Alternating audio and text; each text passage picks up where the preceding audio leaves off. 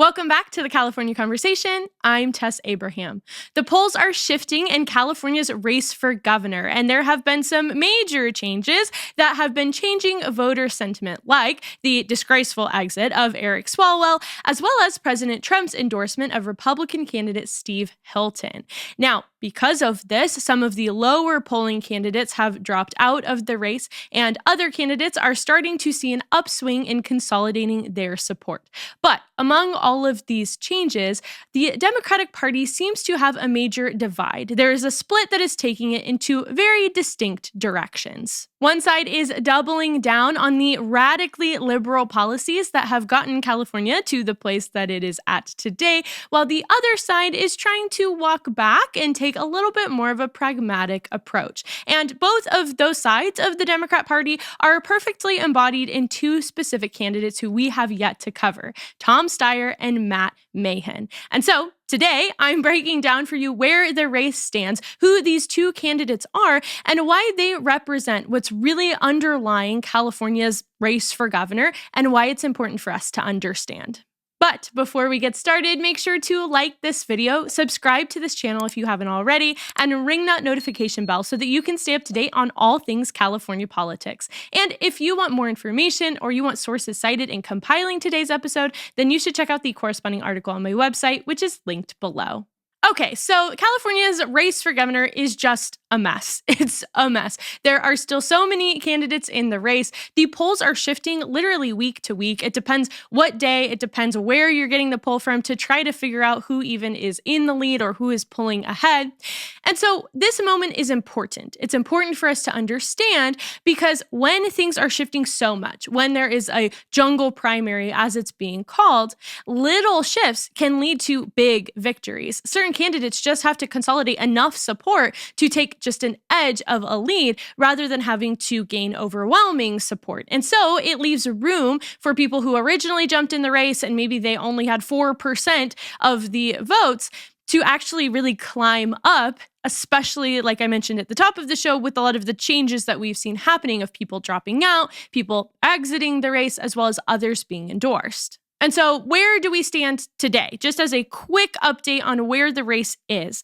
Steve Hilton has been a consistent frontrunner. As you know, he is the Republican candidate in the race. Chad Bianco is also a Republican candidate. He has not been polling as well as Hilton in recent weeks. Currently, he is at around 18%, and it is thought that he's pulled a little bit ahead of Bianco because President Trump recently, at the beginning of last month in April, endorsed Hilton as the Republican pick for California.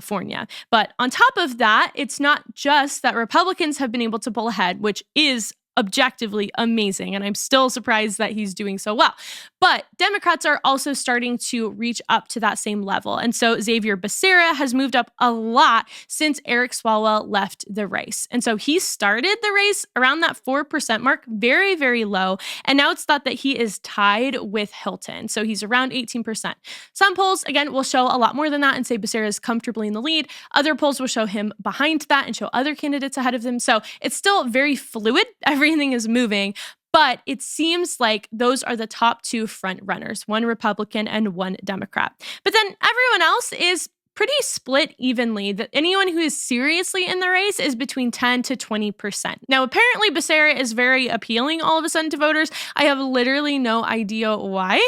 It seems like people like to lean on the fact that he has extensive experience in government without realizing that his extensive experiment was largely a failure and he has been a failed politician. So if you want to know more about Becerra, considering he's more in the lead, you should go back and check out my episode, The Top 5 Worst Candidates for California Governor. He made that list, and I give you much more of a breakdown of what he stands for, or quite frankly doesn't stand for, and why I don't think he would be a good candidate. But it's important to realize that it's still pretty much anyone's game. Anything can shift. There are still several weeks in the race, and this is still just a primary, so people could still drop out. And so on the positive side, it's looking like a Republican really could make it. There's potential for Hilton because he's pretty far ahead of the other Democrats in the race that he could end up making it on that November ballot. If you want to look at it from the more negative side, it also means that there's potential that a Republican could not make it because if enough Democrats can consolidate support, support, they could get 2 ahead. And then when it comes November, it's just a terrible situation for us. But we are not going to think that way. We're going to continue advocating for Hilton and Bianco and seeing if they can continue to pull out a win in this primary. Now, who benefits from a landscape like this kind of jungle primary where there's just so many candidates and it's all broken up? Well, as we've talked about, Republicans have something to gain from this because it means that Democrats can't make all of their support around one candidate strongly or 2 candidates strongly enough to kick them out of the race. So we benefit from it in a way. But other people can benefit from it by continuing to quietly consolidate support and just inch up and up. Because like I said, you don't need to necessarily gain 20% of the would-be voters overnight. You could gain maybe 5% and all of a sudden you could skyrocket up to that second or first place. And so there are 2 candidates in this landscape who have been a little sneaky. They've been behind and are starting to pull up a little bit. And those candidates are Tom Steyer and Matt Mahan. And so we need to talk about them, not only because they could start to pull ahead and consolidate more support, but also because I believe that these 2 candidates specifically represent 2 completely different wings of the Democrat Party here in California. But even though they are wildly different and they are promising and offering different things, it's also important for voters to understand why neither of these candidates and really neither of these models that they represent will actually fix our state. So let's start with Tom Steyer. Tom Steyer is known as the Billionaire Governor. He joined the race back in November. He started polling very low, but currently, he is sitting around 12%, so he's gained a lot of traction with voters. He is a billionaire investor. He's a longtime donor to the Democratic Party, and he actually ran for president back in 2020. So if you paid attention to that race, you might have seen his brief stint to try to run for president. Now, Tom Steyer represents the completely radical and progressive wing of the Democrat Party. He leans in to all of the leftist policies. If you want to name an issue, he is as far left as you could possibly be. So, for example, he is starting to platform more on climate change. So the problem with all of these Democrats is a lot of them are pretty much the same. They just all hate Donald Trump. They're all very left-wing. So it's very hard to differentiate yourself. And I think he started to realize that, especially as someone with a lot of wealth, he's not really the top pick in the Democrats because Democrats typically don't like the wealthy, tax the rich, all of that. And so to differentiate himself, he has started to stand on aggressive climate change policies. He's had that in his past. He's always been a supporter of it. He's always donated to the cause, but now he's starting to differentiate himself as someone who would continue pushing for the climate agenda in California, which is just phenomenal, something that we need more of in our state. But at the same time, he also realizes that climate change doesn't really get everybody motivated. It's not necessarily top of mind for every single voter in the state. So he also has to platform on things like trying to help the economy, trying to fix the cost of living, as well as addressing a lot of the key issues that are on the minds of voters. The problem is that on all of those other topics, it's just the full slate of leftist policies. So he supports raising the minimum wage. He supports abortion and taxpayer-funded abortions. He wants to enact further gun control. How we could get further in gun control is insane to think about because our state is a total authoritarian regime when it comes to guns. But I digress. He wants to pursue universal health care, which is wild. And then, of course, with immigration, he completely opposes Donald Trump. He has donated to groups that are helping immigrants who are facing deportation. And so he would just further entrench California into its sanctuary state policies. So all in all, not a candidate that I could in any way, shape, or form support. And I do not at all see how he would solve any of the problems in front of us. And so Tom Steyer really represents a very dangerous side to the Democrat Party. And the reason that they're dangerous is not just because I disagree with them on their policies. The reason that they're dangerous is because they're not honest about what has gotten California to the current condition that it's in. They need to look more honestly at the policies that have been in place for years, because these policies that he is supporting have been in place for years. It's not like we haven't tried any of these things. We have been raising the minimum wage. We have had increased taxes. We have fully supported abortion and every progressive social issue on the range of issues. We have supported very aggressive climate policy. We've done all of these things, and we are still in massive problems. And so the reason they're dangerous is because when you're not honest, you can't actually make positive change. And that's exactly what would happen with Steyer as our governor. Nothing would change for the better. It would only get worse. And we can just look at one issue to explain why that's the case for Steyer. Because if we take cost of living, a recent study showed that cost of living is the number one issue on the minds of California voters. 1 in 3 Californians say that fixing the cost of living issue, fixing inflation, helping to boost the economy is the top issue that their governor should be focused on. But what would Tom Steyer do about it? Well, he supports the billionaire tax, which we talked about a few weeks ago. This is a temporary and very detrimental solution to a problem that has been created and would be only made worse by the very out of control spending that is happening in our state, not by the people who are actually generating wealth and tax revenue for the state. And so, like I had said before, the billionaire tax would drive wealthy residents and businesses out of California, which would shrink the tax base, and it's just not a sustainable solution long term. Additionally, he wants to raise taxes on large corporations. He wants to enact higher property taxes on large corporations. Similar type of issue. It's going to have downstream effects on consumers. If businesses have to pay more in taxes, they're just going to charge more for the products or services that they provide. That is basic economics, and I don't know why people who are trying to run an entire state can't seem to level with economics. It's math. It is literally not emotion driven. It's just factual. But anyway, he still wants to do it. And so this would incentivize businesses again to leave the state. That would further shrink the tax base. And so we would just be losing revenue hand over fist in a time when we already have a budget deficit. And then, like I had mentioned in the list earlier, he supports single-payer healthcare. So that means the government would pay for the healthcare of its residents. That has been estimated to cost California $400 billion annually. That's a cost that California doesn't currently pay. So that would be added into the budget. But we're in a budget deficit. It's the 4th year in a row that we're in a budget deficit. So call me crazy, but I think that we should be focused on reducing expenses, not continuing to spend more and more money. But this would add a giant line item to the budget, which would only make our economy worse because we would have to continue doing that, raising taxes, raising the cost of living, hurting people who live here. So the main point that I'm making is that even with the main issue that you and I care about, he would be a complete disaster. He would run our state into the ground in the same way that everyone before him has been doing.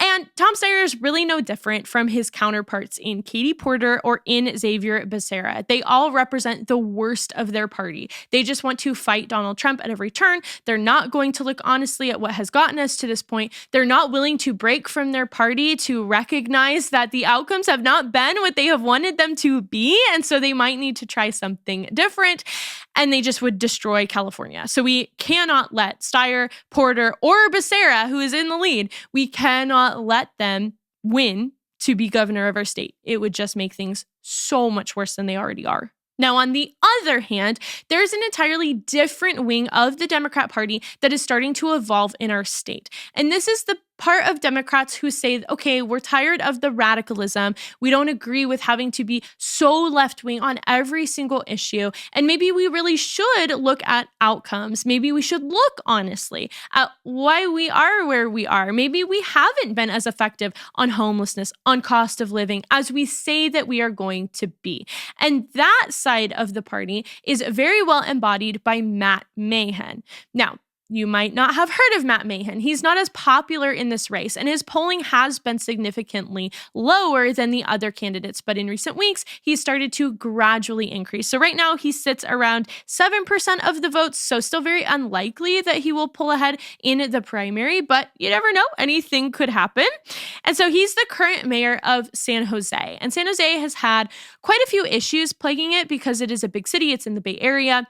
The number one issue that it has had has been homelessness. homelessness. And that's really his shtick. That's his main thing, is how to solve homelessness. And he has taken more of a conservative view on homelessness than his counterparts. He has actually implemented quite a few policies that conservatives have praised that I have actually talked about over a year ago at this point. I talked about a policy that he was enacting. And so because of that, he started to be a lot more popular with moderates, with centrists, with people who, again, maybe aren't conservative, but who are very tired of the incredibly left-wing and liberal narratives that the Democrat Party is spinning. He actually comes from a tech background, not from a government background. And so that means he has strong ties to the Silicon Valley business landscape. And so it kind of just makes him more of a practical thinker in terms of trying to see actual solutions to problems and then seeing if those solutions are working. So where is he different from the rest of the candidates in the race? While a lot of the candidates have positioned themselves around the idea that they just want to fight Trump, they just want to oppose Trump at every turn, which is so crazy because we're a state and we have so many issues in our state that are not controlled by the federal government and are not influenced by the federal government. So just saying that you're fighting Trump is not going to fix like half the issues that we have or more than that. But anyway, a lot of candidates have taken that position. Mahan doesn't. So he actually has criticized Gavin Newsom's approach to how he interacts with President Trump. And he says that Newsom has been too adversarial and he has not focused enough on actually proposing solutions to the people of California. And he said, quote, "We don't just need to be against something. We need to be for something. A government that proves it can solve problems for working people again." And so he doesn't like the negativity where there's just all of this focus on, I want to fight Donald Trump, I hate Donald Trump, and instead wants us to look at the issues in front of us and then provide solutions to those. And this has really been such an issue when it comes to social media because Gavin Newsom just goes on X. He posts all of this stuff against Donald Trump. He tries to post in Trump's tone. He thinks he's being funny. It's really more annoying than anything.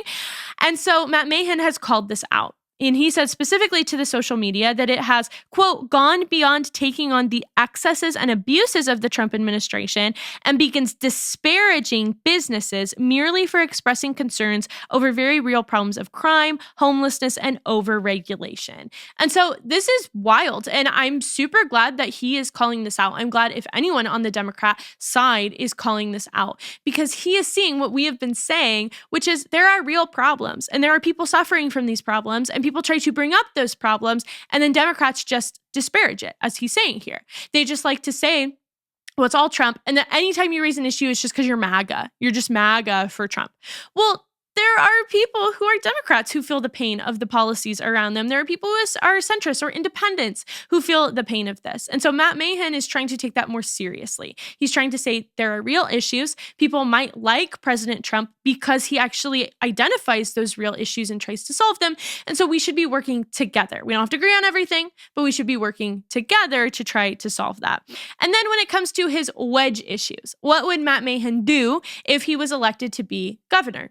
He is putting himself forward as the back to basics governor. And this is a very strong campaign in California because we have moved away from the basics. So he wants to focus on all of the main issues that you could think of in your head right now that are facing California and try to find pragmatic solutions to those problems. And so, as I mentioned with homelessness, some of the things he enacted in San Jose that have been helpful have been actually policing homeless encampments. So he has supported the police and opened an entire task force within the police department in order just to patrol homeless encampments, to clean up the streets and to get people off the streets. He floated the idea of actually enacting criminal penalties for people who were rejecting support to get off the streets, because he says that if there's support available, you should not be homeless. You should not be living on the streets, which I completely agree with. He's enacted mandatory drug treatment, recognizing a lot of homelessness is due to drugs. And so because of that, if you are a drug addict, you need to go into rehab. You need to have mandatory treatment. And he has prioritized temporary housing solutions over often more expensive, affordable housing at the cost of the taxpayer. And so this looks like tiny homes or RVs that are a more temporary solution. People can't live there forever. They get kicked out over a certain period of time, but saying we'll still have some sort of project for how to get people off the streets, but with the eventual goal of them being able to sustain on their own, their cost of living, and move into somewhere permanent that's not just paid for by the government. So obviously, those are ideas that are more on the conservative side. I think there's more that you could do, and there's some areas that he leans more liberal. But the entire idea of even sending the police to look at homeless encampments, crazy idea for the liberals. It's insane that a Democrat would be doing that. So he's taking a more moderate approach. But even beyond homelessness, he also agrees that the government for our state has just overspent, that we are just in a massive budget crisis. So one way he wants to fix that is by enacting a California performance review, where he would go through and review all of the agencies in the state of California, and he would be trying to identify areas of waste or areas of abuse and then clean those up. And I think that's great. I think any governor should do this regardless of party, because any government should want their government to be operating efficiently with the money that they are paid. On top of that, he also wants to tie raises for government officials to performance. And I think that this is his private sector experience coming out, because he comes from the tech background. He comes from a background where you have to work hard in order to get ahead. And so he said the same thing of government. He said, quote, "People in the real world don't get raises if they don't do a good job." And I think it should be the same for the politicians and senior administrators who are allocating budgets, leading projects, making the big decisions on behalf of the people of California. Absolutely love that. I think that paves the path to have more transparency in government, to have more efficiency in government, and to root out a lot of this waste. And then lastly, we cannot forget that in the 2024 election, Mahan supported Proposition 36. And so while Gavin Newsom fought against it, just in case you have forgotten, that's the proposition where it increased the penalties for certain theft and drug crimes from misdemeanors up to felonies. We've talked about it a lot on this show, but Newsom opposed Prop 36 and Mahan supported it. And so that's just an example of something where, should we really disagree on crime? Should we really disagree on the fact that certain crimes should be felonies? I don't think so. And Mahan doesn't think so either. Now, the cool thing about Mahan is we can actually see the results of a lot of these policies. So, for instance, with his homelessness initiatives, homelessness was down by 10% in 2025 as compared to 2023. So they are making strides in San Jose. Additionally, violent crime in 2025 reduced by 15% as compared to 2024. And Mahan largely contributes that to new investments in tech for police, as well as just a general support of the police, giving them more budget to work with and giving them broader public support. And so we can see that he is, again, focused on outcomes. That's what he's focused on. And by his initiatives, we could see the outcomes of those, and they've been largely successful. They've been positive. So it's moving in a very different direction than some other Democrats who you can look at the outcomes of their policies, and they've only been negative, but they won't actually look at that. So he clearly embodies an entirely different wing of the Democrat Party. He's willing to break away from the traditional party line on all sorts of issues in order to say, well, that didn't work, so we should try this. And this does work, and so we should continue down that path. It's very similar to San Francisco's mayor, who we talked about last week, Daniel Lurie. He has taken the same pragmatic approach, and it's shown very positive changes for San Francisco. And if you continue on that path, could continue completely reshaping the city for the positive. And so Mahan wants to do the same thing with the state of California on a much wider scale. And so it's a pullback to reality. Not every issue needs to be partisan. Some things are common sense. We should all be able to agree on those realities. We can disagree on other things, but we should agree on those. And those can be the building blocks for a healthy foundation for a society that can thrive and flourish, versus the just massive decline that California has been in that makes it so hard to move forward on anything. But with all of that said about Mahan, we have to realize there are still problems. He is by no means a conservative, and there are still major issues with a lot of his ideologies, as well as some of the stances he takes on other topics and policies that would still hurt California. So, for instance, he told the San Jose Spotlight, he told them in his own words, quote, "My politics are not center-right. I'm a lifelong Democrat who has volunteered on most Democratic presidential campaigns, and I hold progressive views on a range of issues from taxation and climate change to LGBTQ rights. And so we have to recognize that you can take pragmatic approaches, and those can be good. We can celebrate those wins. I think that they're great in terms of the cities that he has been in charge of and that Lurie is in charge of over in SF. But when it comes to being the governor, there are a wider range of issues that you have to weigh in on. San Jose might not really be able to do anything about abortion, but on a state level, the governor is going to be making a lot of those calls with what legislation to support and enact versus what to veto. And so he supports taxpayer-funded abortion. He thinks that you and I should be paying for that. So he would by no means try to make that better. Additionally, he claims to agree with most of Newsom's policies. So he doesn't really disagree with Gavin Newsom on his actual policies that he enacts. He just disagrees with his style. He thinks that we could be a little bit more pragmatic. He thinks that maybe Newsom has gone a little bit too far and then has continued to just be adversarial toward Donald Trump.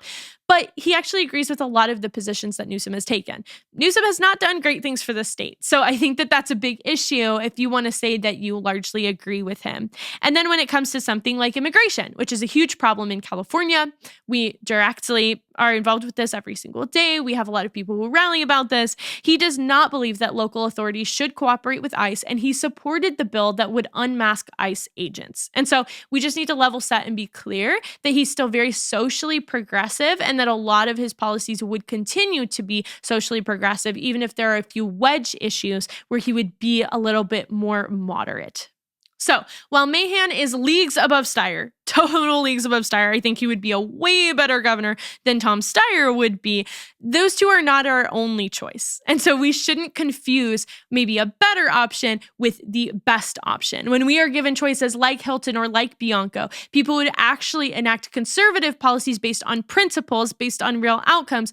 We should absolutely keep those people in our view and not be, distracted by someone who claims to take a little bit more moderate policies on things that we might agree with. And so we have to continue to understand that with anyone in the Democrat Party, that we take issue with their core beliefs that lead them to align with a party that does not know the difference between men and women and has run our state into the ground in the first place. I just question some of the underlying principles and beliefs. What does he really believe about a lot of these issues? Is it only about outcomes so much that you then wouldn't take a principled stand on what is right and wrong on something like abortion? And clearly he wouldn't because he supports abortion. But the real question that is in front of voters is not just who can manage decline a little bit better. It's more of who's willing to completely change the direction of California because the direction we're headed in is just down. It's not good. We need to change. We need to pull up. We need to do something entirely different. And so Mahan does take steps to do things differently. And I think that we can celebrate that and that we can say that he's a really good mayor in his role. But we have to be honest about where he falls short. And he does fall short in terms of what he would do as governor, because eventually all of your ideological beliefs are going to catch up to you. And if your ideological beliefs are that of the Democrat Party, we see in major cities all over the country that has only led to decline.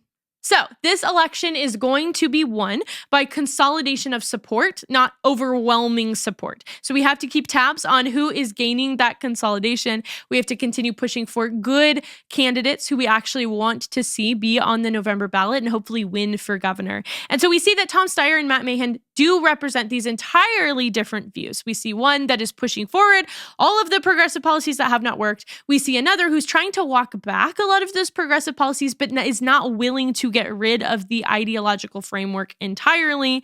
And so we have to be honest that neither of these candidates, neither of these positions on California politics will actually be able to fix the issues that are plaguing the Golden State. As I said before, we don't need someone to manage decline better. We don't need someone to soften the edges of ideological policies and positions that have gotten California to the place of decline that it is in. We need someone who will radically change from the inside out to uproot the things that have caused decline and who will have a long-term perspective about what will serve the state of California best in the 5-year, 10-year, 20-year long run versus just today, what will make voters happy, what will make them satisfied. So as we approach June, we will continue keeping tabs on the race, continue keeping tabs on who will really be prepared to change California for the better, because this race is about whether California is willing even to change and whether voters are ready to demand it.